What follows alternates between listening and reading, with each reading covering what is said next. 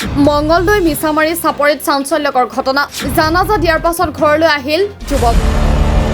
গা ধোৱা গাঁৱত উদ্ধাৰ হৈছিল উৱলি যোৱা মৃতদেহ পৰিয়ালে উমৰ আলীৰ বুলি চিনাক্ত কৰিছিল মৃতদেহটো আৰু পৰিয়ালে জানাজা দিয়াৰ 4 দিন পিছত সুশৰীৰে উভতি আহিল উমৰ আলী অন্যৰ মৃতদেহ উমৰৰ বুলি চিনাক্ত কৰিছিল পৰিয়ালে ইতিমধ্যে মঙ্গলদৈ আৰক্ষীক অৱগত কৰিছে উমৰৰ পৰিয়ালে ঘটনা সন্দৰ্ভত তদন্ত আৰম্ভ কৰিছে মঙ্গলদৈ আৰক্ষীয়ে নাম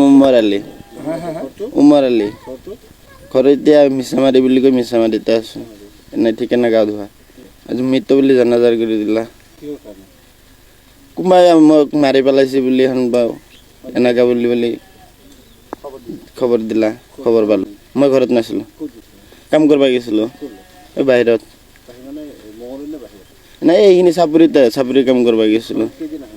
আজি 4-5 দিনমান হ'লে 4 কৈ নাজান কৈ জানে মৃত্যু বুলি ভাবিলা আৰু মাকটো নাই কাক কৈ থৈ যাম বাবাও ভাবিলা চিনি নাপালা বেলেগৰ ডেড বডি এইটো বেলেগৰ জানাজাৰ কৰি মাতি দিলা কেনেকুৱা লাগিব আৰু এইটো চবে ৰাজবাসীয়ে বনালা মৃত্যু আকৌ দেখা পালা ইয়াতে জিন্দা আপোনালোকৰ কেনেকৈ লাগিছে আপোনালোকে যাওক নাই লগত মানুহ আছে যে ভাইক চাক বজাৰ কৰাৰ পৰা ডাইৰেক্ট লগত আনলা